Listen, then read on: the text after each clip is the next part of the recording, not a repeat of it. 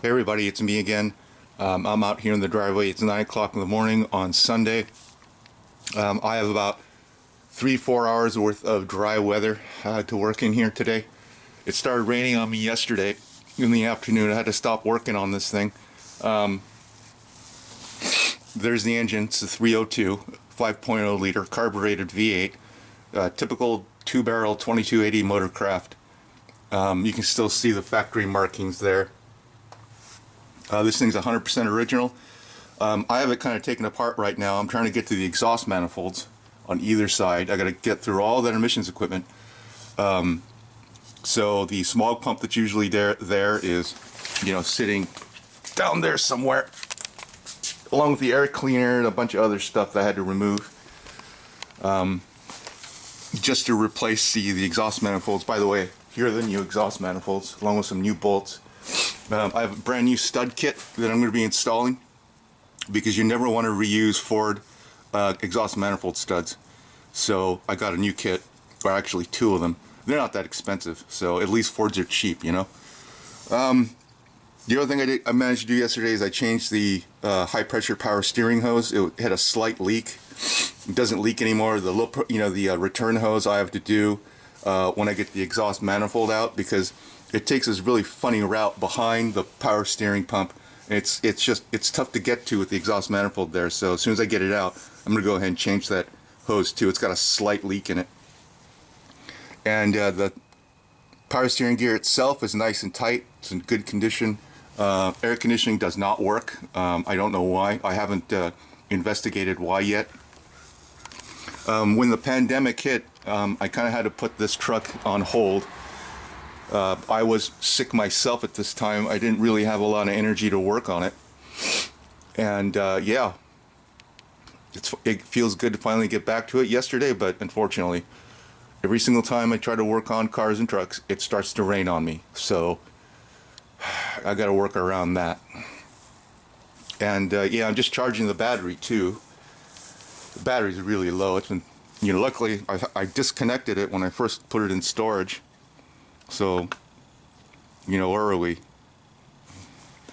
83%.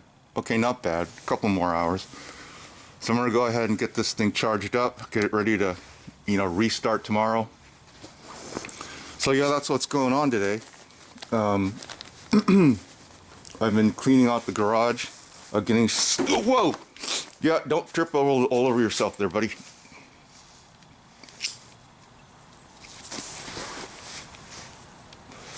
Cleaning out my garage and getting certain things ready. Hello, Mr. Toolbox. How you doing today? There's my Spur 318. My rebuilt 727's down there somewhere. I think you can just make it out right there. And generally just getting things ready to go. Got my transmission jack out. It took me about an hour to unbury it underneath there, because I don't know, all the tools I don't need, I just kind of bury. So getting everything ready to go. This is Bertha bench vise. It's sitting on a whatchamacallit, a fifth wheel hitch. That's meant for, like a Dodge, D350. But my dad and I basically welded a pad and put it on there so we can move it around. That thing is the handiest thing ever if you need to do, U-joints and stuff. So that's what I'm doing today, guys. Hopefully I'll get another couple hours worth of dry weather, because, it's going to be a wet one this afternoon. And this truck should be ready. I got some dry weather starting tomorrow, sunny weather. So I'm kind of hoping that I'll get this whole thing done and ready to go either late Monday or sometime on Tuesday. And I'll take everybody for a test drive. Go get some gas, and yeah, that's the way it's gonna go. All right, I'll be back. Hey everybody, I'm back. I'm back in my room really quick. I'm about to make some breakfast. I forgot to eat this morning. I didn't even have coffee. I just jumped awake, hopped in the garage, and got started. As a continuation from yesterday, trying to take maximum advantage of this dry weather, or this break in the rain. for as long as I can. Of course, I wasn't about to fire up my air compressor at like 5 in the morning, so I had to do little stuff to get ready to go when the sun came up. And yeah, there was a little bit of a cloud burst. Not bad. It wasn't much of a rain, but every single time, you know, I've worked on cars in the rain, I've managed to get pneumonia, and I just can't do that right now. This is the worst time, probably in the last 100 years, to get pneumonia. So, yeah, I'm just kind of, you know, being cautious about it, and being careful. So, yeah, I'm just going to make some breakfast for myself and just kind of wait through this, you know,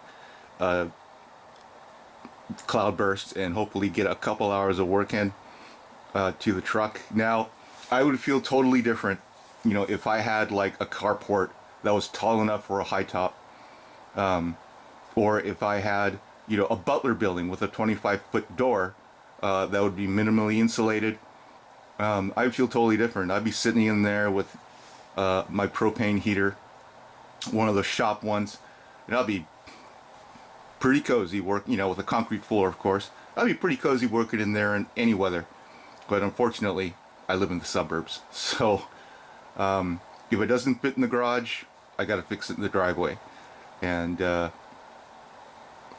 yeah. Which kind of leads me to, you know, something that happened to me a long time ago. My first night out van dwelling. I cleaned, you know, I lived in a house, you know, I had my own bathroom, you know, I had my own kitchenette, all that stuff. I was paying $700 a month, and I just decided to go van dwelling, and packed all my stuff up, cleaned up the room, cleaned up the kitchen, got my security deposit back a little while later. And when I left the house, by the way, my roommate, we're still great friends. We've known each other for decades. I'm probably going to end up living with him sometime in the far future, but certainly not anytime soon. Within the first half an hour, and I think this is where the rain thing comes from, within the first half an hour leaving that house with my van packed with, you know, all the belongings I can stuff into it that I thought I would need, half of which I ended up not needing and getting rid of, is the brakes went out on me and my alternator went out on me. So I couldn't stop. I had no power. So I ended up in this muddy field. It was getting dark, and I realized I was in pretty big trouble. But luckily, there was a Napa Auto Parts, you know, a mile or so away, and I went and walked to that Napa Auto Parts. It was absolutely pouring rain, and I didn't have a rain jacket, so that was a bad night. So I got the brake parts that I needed. They had it all in stock, along with the, you know, I ended up upgrading the alternator. They had that in stock, along with a new alternator belt. I came back to the van. It did a complete brake job, an alternator job in the pouring rain. I was literally sitting in the mud, really pissed off. And I suddenly realized it was about, what, 11 o'clock at night. I finally finished everything, and I didn't have enough power in the car, you know, in the van's, you know, running battery to be able to start the van. This is before I had solar. So I'm like, ah, oh, holy crap. So I remember I had this jumper pack and I connected it, but realized that the jumper pack was dead because I had forgotten to charge it before I left the house. So I walked to this Valero gas station a couple blocks away, and I told him the situation and asked if I can plug it in.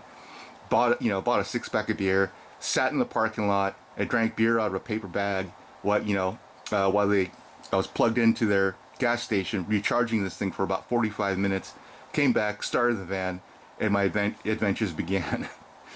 That was like the most horrible way to start van dwelling, but I learned my lessons about being prepared for things. But anyways, that's kind of what I wanted to talk about today. Yeah, I'm just going to keep working on the Ford as much as I can while it's not raining. We should have a pretty good soaking tonight, or this afternoon, so, and into tonight. So I hope wherever you are in the world that you're doing okay, you're staying safe, and being healthy along with your loved ones. And I'll talk to everybody later.